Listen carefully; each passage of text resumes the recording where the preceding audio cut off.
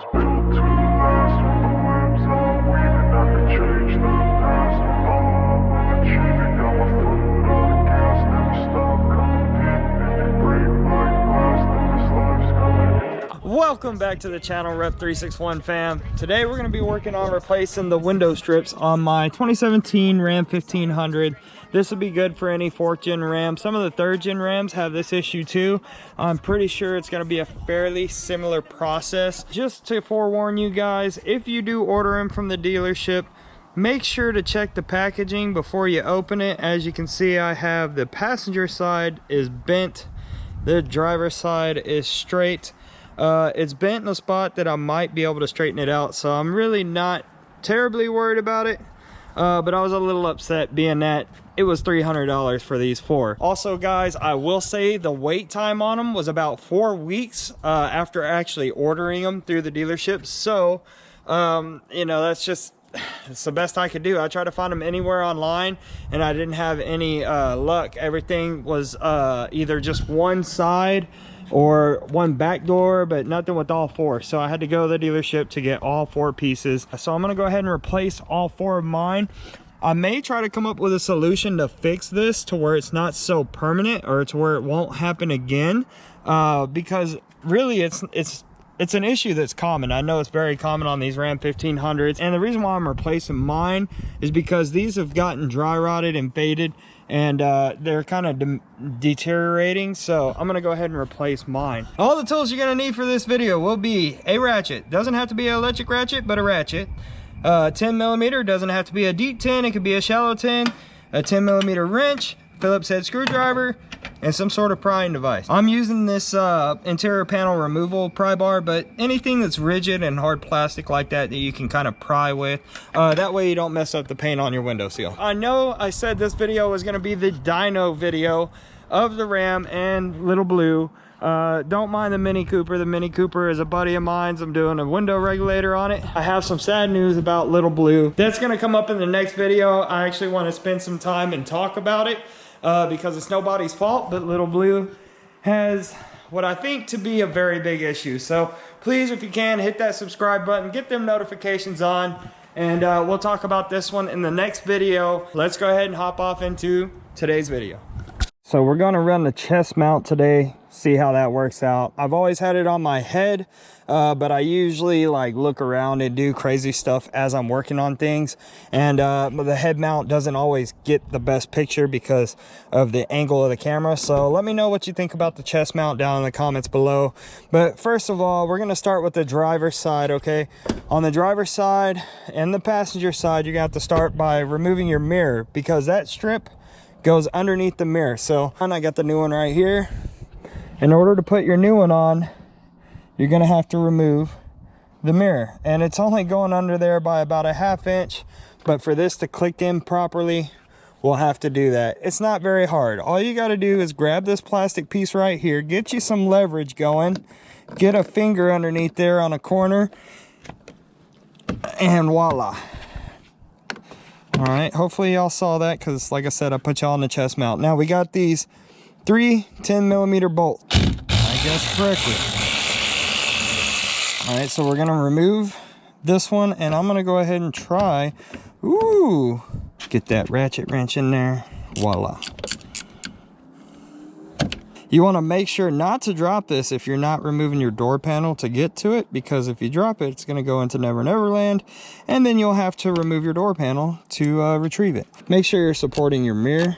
I would recommend rolling the window down so you don't have to reach over the door like I'm doing, but that's up to you. I got long arms, you know. So we're going to go ahead and remove this last bolt, just like so, and then okay. So I'm just gonna kind of let that hang. Boom. I'm just gonna let it hang. All right, now we're going to remove this Phillips head screw, and we are almost home free already. After you remove that screw, you want to roll your window down all the way. All the way.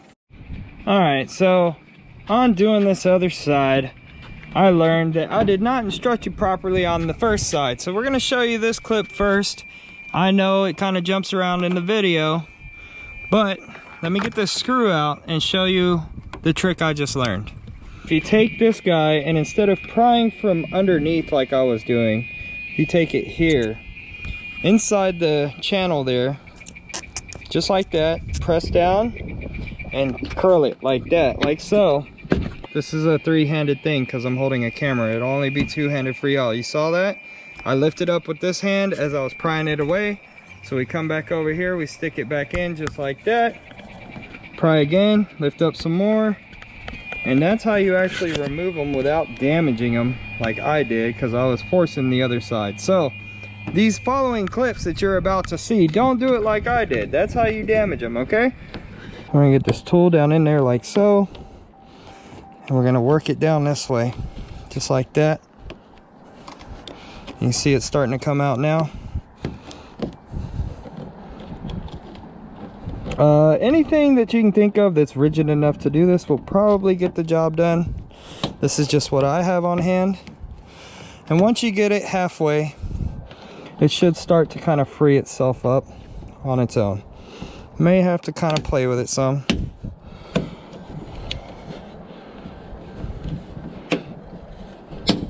And voila. What you're gonna do now is make sure that bad boy is at home where it should be. And this is the easiest part of this whole job. It just pops on. Just like that. Voila. We are home free. Now, it's time to put our mirror back on, throw the screw back in this side, move to the back window. The mirror has a, let me see if I can show you guys. Yeah. See that little snap clip? That's what was holding us up earlier. So we're gonna snap it into place. Put our 3 nuts back on. And actually I'm gonna hide this rusted nut inside of here because it's been annoying me anyway. So we'll just go ahead and that way we don't see no rust on our nuts. Nobody likes a rusty nut. When you're tightening these up, just kind of bump them tight. You don't want to tighten the hell out of them because the other side of these studs, of course, are attached to a plastic mirror. So if you over tighten them, you're gonna yank that stud out of that plastic mirror. And then you'll be supporting a mirror with only a couple of bolts and probably not good. These mirrors aren't light and they are not cheap. That's $600 worth of mirror right there. Okay, so once we get all those on, make sure they're secured. You're gonna snap this piece back on. This piece has these 2 tabs here that line up with these 2 slots here. So you're gonna go ahead and make sure you get that. Line it up with your locks up here, your fasteners, just like so. Done deal. Throw the screw in. All right, done deal. This one's done. No more bowed out, ugly trim piece. All right, last step to the driver window here is just making sure that the window rolls up and works as it should. And the wiper is doing amazing, actually. So that one's a done deal. Let's go ahead and move on to the back door. I'm gonna go ahead and roll that window down now. Back door should be a little bit easier. All right, so we're gonna take this. You see that area right there? That's where we're gonna start. Yeah, just like that. As you're doing that, you're gonna use a prying motion. Oh, also, before we do that, sorry guys, left you hanging on that one. There's a screw on this one as well. Screw's gonna be right here in this back area. Right there inside that grommet, you're gonna take that screw out. There we go. All right, once you take that screw out, you can continue on. Look at that. Huh, okay. So what you wanna do when you stick this one on is you're gonna stick it in like that. Get it to hook in its nice little spot. Make sure that this end is flush with your steel on your door, your steel edge there. And then you're just gonna push it down. After that, throw your screw back in and you are done, my friend. So the screw, we didn't actually pull it all the way out, so we just gotta get it lined back up with its hole. All right, and we are done. Just like that. I'm gonna go ahead and do the window test on this one as well. So here we go. Here comes the window test on the back one. Very nice, very, very nice. And now we have nice new trim pieces on our windows. Hopefully I didn't lock myself out of the truck again. It looks great, of course, minus all the handprints all over everything. I don't know if you can see all the smudges and handprints, but that is it, my friends. All right, guys, so that's it for today's video. Honestly, skill level, probably like a 1 or a 2. Really wasn't that hard. I think the hardest part is probably finding the right prying device to where you don't damage your paint to be able to pop these out. They hook into the door. They have like a little hook shape to them that latches underneath that you have to push down and push out to get it to unlatch. But other than that, I would say easily like a 2 out of 10 on the skill level. It really isn't that hard. Took maybe 15 minutes to do it. And now we have a truck that doesn't have warped window seals, which with a truck like this, every little thing matters. So anyway, guys, I appreciate you watching this video. Just want to let you know that a lot of you aren't subscribed, so make sure you subscribe. We'll catch you next time. Rep 361 Texas, we're out.